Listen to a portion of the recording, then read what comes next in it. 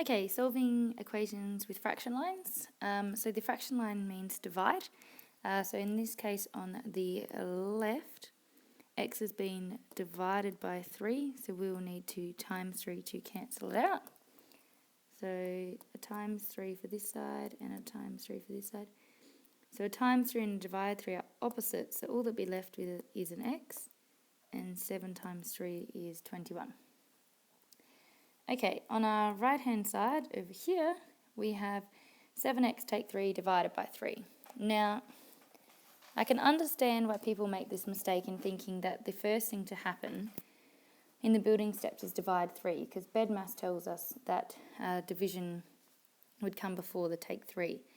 However, just as how we use a bracket to show that the 3 is happening to everything, 3 is timesing everything in there, and we do brackets first before the times 3, that is the same as in this situation.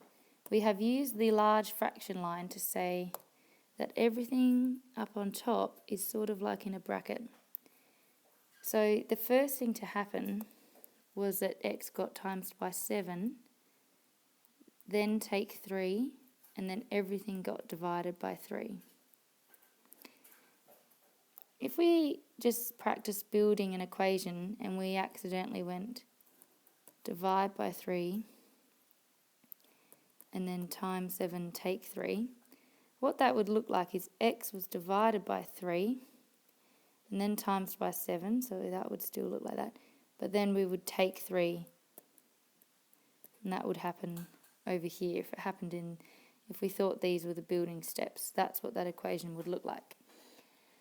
So the divide 3 definitely had to happen last because it affected the take 3 as well, not just the x.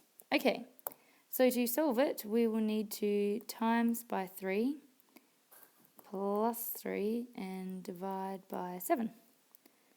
So first of all, timesing both sides by 3, I'll end up with 7x take 3 equals 18. It's no longer a fraction because the times 3 cancelled out the divide 3. My next step is to add 3 to both sides, and I get 7x equals 21. And my last step was to divide by 7 on both sides, and I will get x equals 3. And along the way, they cancel each other out, they cancel each other out.